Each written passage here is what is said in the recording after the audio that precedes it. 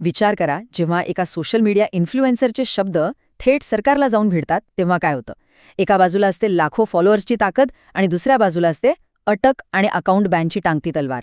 आज आपण रविराज साबळे यांच्या प्रकरणाचं हेच गुंतागुंतीचं जाळं जरा सोपं करून समजून घेणार आहोत. तर आपण ज्यांच्याबद्दल बोलतोय ते आहेत रविराज साबळे. ते एक मोठे सोशल मीडिया इन्फ्लुएन्सर आहेत आणि इन्स्टाग्रामवर त्यांचे फॉलोअर्स आहेत तब्बल 21 लाख. म्हणजे विचार करा, एका छोट्या शहराच्या लोकसंख्येएवढे लोक त्यांचं प्रत्येक म्हणणं ऐकतात आणि याच गोष्टीमुळे हे प्रकरण इतकं मोठं झालंय. पण आता सगळं चित्रच पालटलंय. साबळे यांच्या डोक्यावर दोन मोठ्या धोक्यांची टांगती तलवार आहे. एक म्हणजे त्यांना कधीही अटक होऊ शकते आणि दुसरं म्हणजे ज्या इन्स्टाग्राममुळे ते इतके मोठे झाले तेच अकाउंट कायमचं बंद होऊ शकतं.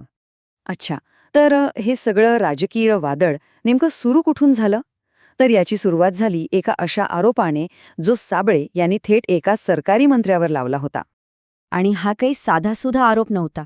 साबळे यांनी थेट महाराष्ट्राचे महसूल मंत्री चंद्रशेखर बावनकुळे यांच्यावरच निशाणा साधला. त्यांचा दावा होता की मंत्र्यांच्या नावावर तब्बल 800 एकरापेक्षा जास्त जमीन आहे.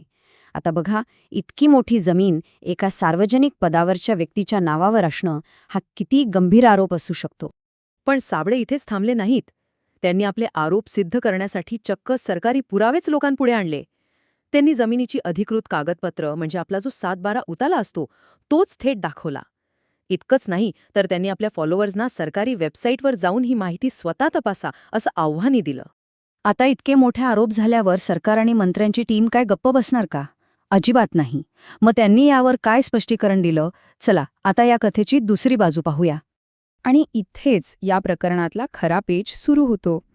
एका बाजूला साबळे सरकारी रेकॉर्डचा पुरावा देत होते, तर दुसऱ्या बाजूला सरकारचं म्हणणं होतं की हा फक्त एक टेक्निकल ग्लिच आहे, म्हणजे एक तांत्रिक चूक झाली आहे आणि त्याची जबाबदारी महसूल विभागाची आहे, मंत्र्यांची नाही. या सगळ्या वादामध्ये आणखी एक इंटरेस्टिंग गोष्ट घडली.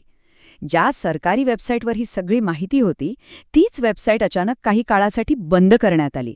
साहजिकच यामुळे लोकांच्या मनातले प्रश्न आणि संशय आणखीनच वाढला. आता आपण ह्या प्रकरणाच्या सगळ्यात गंभीर भागाकडे वळूया. ह्या आरोपांनंतर रविराज साबळे यांच्यावर कोणती कायदेशीर कारवाई होऊ शकते आणि त्यांना कोणत्या परिणामांना सामोरं जावं लागू शकतं? मंत्र्यांच्या टीमने आता कायदेशीर लढाईची तयारी सुरू केली आहे. साबळे यांच्यावर खोट्या अफवा पसरवणे, बदनामीकारक आरोप करणे आणि बनावट कागदपत्रांचा वापर करणे यांसारखे गंभीर गुन्हे दाखल करण्याची त्यांची योजना आहे. आणि गोष्ट फक्त आरोपांवर थांबलेली नाहीये. मिळालेल्या माहितीनुसार साबळे यांच्या विरोधात अटक वॉरंट काढण्याची प्रक्रियाही सुरू झाली आहे. याचा सरळ अर्थ असा होतो की त्यांच्यावर कोणत्याही क्षणी अटकेची कारवाई होऊ शकते. अटकेच्या धोक्यासोबतच साबळे यांचं जे सर्वात मोठं शस्त्र आहे म्हणजे त्यांचं इन्स्टाग्राम अकाउंट, तेच बंद करण्याचे प्रयत्न सुरू आहेत. त्याची प्रक्रिया कशी असते बघा. आधी राज्य सरकार केंद्र सरकारला विनंती करतं, मग केंद्र सरकार इन्स्टाग्रामची मूळ कंपनी मेटाकडे तक्रार करतं आणि त्यानंतर मेटा भारतात ते अकाउंट बंद करू शकतं. पण हा सगळा वाद फक्त रविराज साबळे किंवा एका मंत्र्यांपुरता मर्यादित आहे का? नाही. ह्या प्रकरणातून सोशल मीडिया आणि आपलं जे अभिव्यक्ती स्वातंत्र्य आहे त्याबद्दल काही खूप मोठे आणि महत्त्वाचे प्रश्न उभे राहतात. आणि शेवटी हाच एक प्रश्न उरतो.